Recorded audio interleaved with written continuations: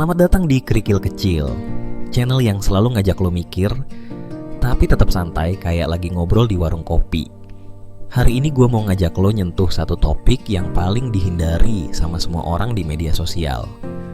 Kekalahan. Kita biasa dijejelin sama konten how to win, cara sukses instan, atau pamer pencapaian. Jarang banget ada yang mau duduk bareng dan ngomongin rasa pahitnya gagal, rasa malunya ditolak, atau rasa hancurnya pas harapan lo dipatahkan realita. Padahal, justru di titik terendah itulah karakter asli lo dibentuk. Yuk, kita bedah bareng-bareng kenapa kekalahan itu sebenarnya obat pahit yang paling lo butuhin sekarang. Seringkali kita ngelihat kekalahan itu sebagai tanda selesai atau vonis mati buat mimpi kita. Padahal kalau lo bedah pakai kacamata anti fragile-nya Nassim Taleb, kekalahan itu justru stresor yang bikin sistem mental lo makin kuat. Tulang manusia itu unik bro.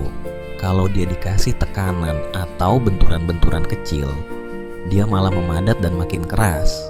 Sama kayak mental lo.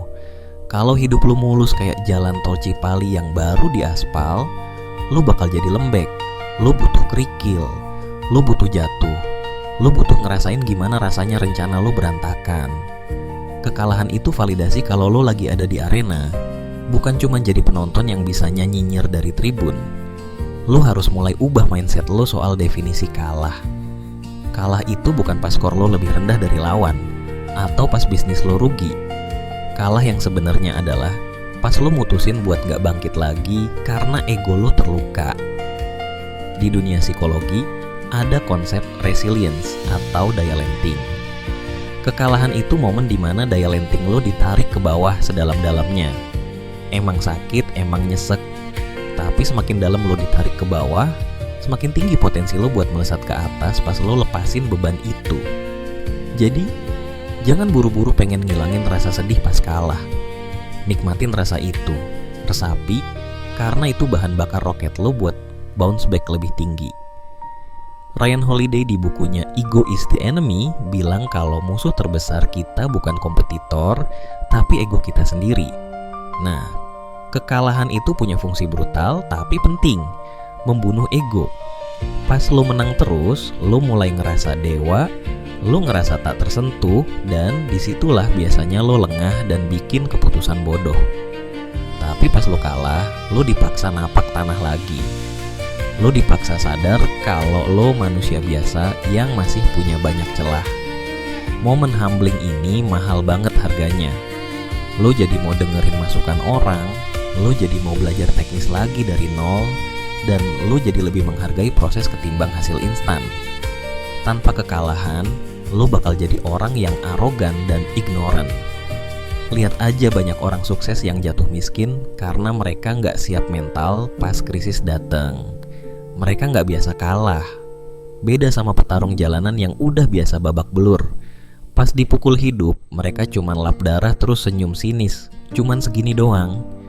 Kekalahan ngajarin lu kerendahan hati yang autentik. Bukan rendah hati pencitraan, tapi kesadaran penuh kalau di atas langit masih ada langit. Jadi pas lo kalah, jangan sibuk nyalahin keadaan atau orang lain. Coba ngaca, lihat ke dalam dan tanya, bagian mana dari ego gue yang perlu gue bunuh hari ini biar gue bisa tumbuh? Kalau kita lihat dari sudut pandang scientific method atau metode ilmiah, kekalahan itu sebenarnya cuma data. Thomas Edison itu bukan gagal 10.000 kali. Dia cuma nemu 10.000 cara yang gak bekerja buat bikin lampu. Bedanya mental juara sama mental tempe ada di sini. Orang mental tempe nganggep kekalahan itu serangan personal. Gue emang bodoh, gue emang gak bakat. Sementara orang mental juara nganggep kekalahan itu feedback objektif. Oh, strategi A gak jalan, berarti besok coba strategi B. Gak ada baper-baperan. Hidup ini laboratorium raksasa dan lo ilmuannya. Kalau eksperimen lo meledak, ya bersihin labnya, catat variabelnya, terus mulai lagi. Data yang lo dapat dari kekalahan itu jauh lebih akurat daripada data dari kemenangan. Pas lo menang, seringkali itu karena faktor hoki atau kebetulan, jadi lo susah ngulanginnya. Tapi pas lo kalah, alasannya biasanya jelas. Kurang persiapan, strategi salah, atau eksekusi jelek. Itu inside daging semua, bro. Lo jadi tahu lubang-lubang di kapal lo ada di mana aja. Orang yang nggak pernah kalah nggak bakal tahu kelemahannya di mana, dan itu bom waktu. Jadi, alih-alih nangis Bombay di pojokan kamar, mending lo ambil kertas, lo bedah kenapa lo kalah. Audit diri lo sendiri. Jadikan kekalahan itu mentor gratisan yang paling jujur. Ada satu fase dalam hero's journey-nya Joseph Campbell yang disebut The Abyss atau jurang terdalam. Ini adalah fase wajib buat setiap pahlawan di cerita manapun. Luke Skywalker, Harry Potter, bahkan Naruto, semua pernah kalah telak dan hancur lebur sebelum akhirnya jadi legenda. Kenapa? Karena transformasi sejati nggak terjadi di zona nyaman. Transformasi terjadi di titik nadir. Pas lo kalah, lo dipaksa buat ninggalin identitas lama lo yang udah nggak relevan dan ngebangun identitas baru yang lebih kuat. Lo yang lama harus mati dulu biar lo yang baru bisa lahir. Kekalahan itu saringan alam semesta. Dia nyaring siapa yang beneran punya passion dan siapa yang cuma ikut-ikutan, FOMO. Kalau lo berhenti ngejar mimpi lo cuma gara-gara satu atau dua kekalahan, berarti dari awal lo emang gak segitu pengennya.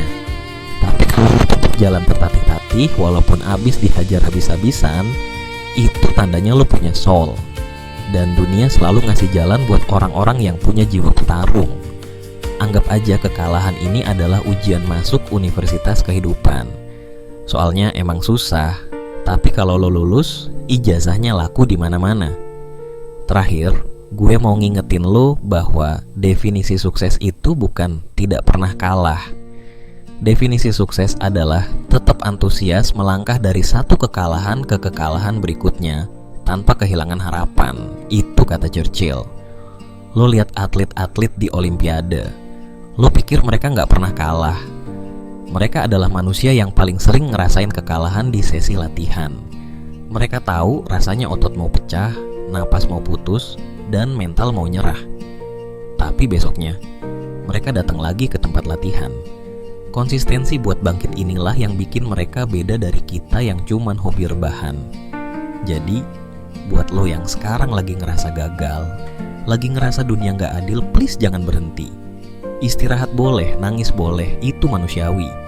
Tapi jangan bangun tenda di lembah kesedihan itu.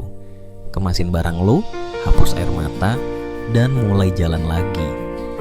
Bekas luka yang lo dapet dari kekalahan ini nanti bakal jadi tato alami yang keren banget. Nanti pas lo udah sukses, lo bakal lihat balik ke masa-masa sulit ini dan bilang, gila, untung dulu gue sempet kalah. Kalau enggak, gue gak bakal sekuat ini sekarang. Rayakan kekalahan lo, karena itu tanda lo sedang bertumbuh. Oke, makasih banget udah nonton sampai habis. Kalau lo merasa video ini bermanfaat, jangan lupa like, subscribe, dan nyalain lonceng notifikasi biar lo nggak ketinggalan konten-konten kerikil kecil selanjutnya. Kita bakal terus ngobrol soal pengembangan diri, mindset, produktivitas, dan cara hidup lebih ringan di tengah tekanan zaman. Sampai jumpa di video berikutnya. Keep moving, keep growing, dan semangat!